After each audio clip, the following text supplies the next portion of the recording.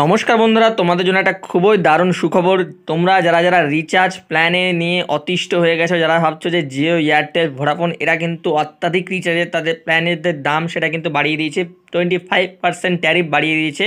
সেখানে কিন্তু তারা 299 টাকায় 1 GB ডেটা দিচ্ছে 28 দিনের জন্য, যেখানে তারা আগে কী করতো না 239 টাকায় এই প্ল্যানটা দিত, কিন্তু এখন কিন্তু আস্তে আস্তে এদের যে প্ল্যান সেটা কিন্তু আরও বেড়ে চলেছে। সেক্ষেত্রে কিন্তু তোমরা বিএসএনএল সিম ইউজ করতে পারো। তোমরা বিএসএনএল সিম ইউজ করা 239 টাকায় কিন্তু 45 দিনের জন্য unlimited call and 2 GB per data আর 100 SMS পেয়ে যাবে শুধুমাত্র 245 টাকাতেই। তো বন্ধুরা, তো কী দেখা যাচ্ছে খবরটা আজকে কিন্তু এখনই শুনে নাও। তো দেখো, বিএসএনএল সঙ্গে কিন্তু এই যে টাটার যে রতন টাটা আছে, তার যে কোম্পানি টিসিএস, এটা কিন্তু মার্জ হতে চলেছে, ঠিক আছে, বা ইনি এখানে কিন্তু কিছু শেয়ার বা কিছু বিনিয়োগ করতে চলেছেন। তো সেক্ষেত্রে কিন্তু বিএসএনএল যে কানেক্টিভিটি সেটাকে গোটা অল ওভার ইন্ডিয়াতে পৌঁছে দেওয়ার উদ্যোগ চলছে।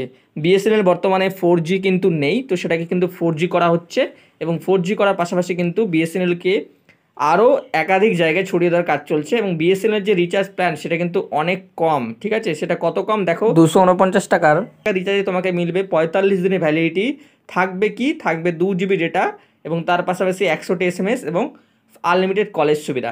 যেখানে কিন্তু তোমাদের যে এয়ারটেল, ভোডাফোন যে আছে তারা কিন্তু তাদের যে রিচার্জের প্ল্যান সেটা কিন্তু দিন প্রতিদিন বাড়িয়েই চলেছে, এবং তাদের যে প্ল্যান সেই প্ল্যানটাই কিন্তু তোমরা যারা সাধারণ মানুষ তারা কিন্তু ভালো চোখে দেখছে না। যেমন যদি আমি বলি, দেখো ভোডাফোন আইডিয়ার যে প্ল্যান সেটা 279 টাকা ছিল আগে, সেটাকে এখন 299 করেছে, এবং 99 করার পর এটাকে 28 দিনের ভ্যালিডিটি দিয়ে দিচ্ছে, এবং 1 GB পার ডে শুধুমাত্র দেবে। তো সেখানে তোমার ভোডাফোন, জিও, এয়ারটেল কেউ কিন্তু তাদের কম দামে আর তোমাদেরকে সুবিধা প্রোভাইড করবে না। তারা কিন্তু তাদের যে রিচার্জ প্ল্যান সেটা কিন্তু বাড়িয়ে দিয়েছে। তো তোমরা আশা রাখতে পারো না ভোডাফোন, এয়ারটেল, জিওর কাছ থেকে। তোমরা কিন্তু এখন শুধুমাত্র বিএসএনএলের উপর ভরসা রাখতে পারো।